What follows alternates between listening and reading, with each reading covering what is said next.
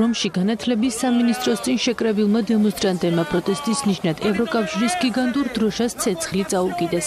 იტალიის დედაქალაქში ასობით სტუდენტი ევროკავშირის კოლოსალური სამხედრო ხარჯებისა და ამ მიმართულებით ბრიუსელის გეგმების წინააღმდეგ გაერთიანდა.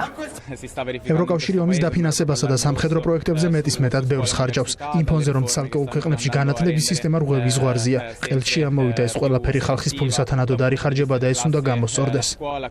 ხმაურით ჩაიარა დემონსტრაციამ ქალაქ ტურინშიც, სადაც ქალაქის ცენტრალურ მოედანზე შეკრებილმა ახალგაზრდებმა ჩრდილოატლანტიკური ალიანსის და ევროკავშირის დროშები დაწვეს. შემდეგ კი მოედანზე ევროპული გაერთიანების მაღალჩინოსნების, მათ შორის ურსულა ფონ დერ ლაიენის გიგანტურ ფოტოებს პომიდრები დაუშინეს.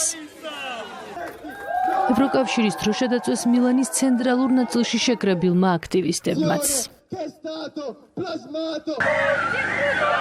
ფული განათლების სისტემას და არა ომს. ქალაქ გენუაში კი რამდენიმე ასეული სტუდენტი ამ ლოზუნგის ქვეშ გაერთიანდა. აქციის მონაწილეებმა ევროკავშირის გადაიარაღების გეგმისთვის განკუთვნილი 800 მილიარდი ევროს განათლების სისტემაში ინვესტირება მოითხოვეს. ყურადღების ეპიცენტრში აქაც ურსულა ფონ დერ ლაიენი იყო. ევროპის გადაიარაღების ინიციატივა სწორედ ევროკომისარს ეკუთვნის.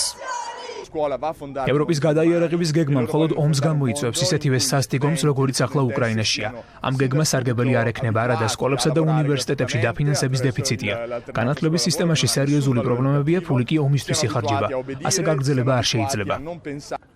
ბრიუსელის მიერ სამხედრო ხარჯების გაზრდის წინააღმდეგ ხმაურიანი საპროტესტო აქციები საერთო ჯამში იტალიის 30-მდე ქალაქში გაიმართა. იტალიელი სტუდენტები უახლოეს მომავალში ამავე თემაზე მორიგ მასშტაბურ დემონსტრაციებს აანონსებენ. დონალდ ტრამპი ევროპის უსაფრთხოებაში ფულს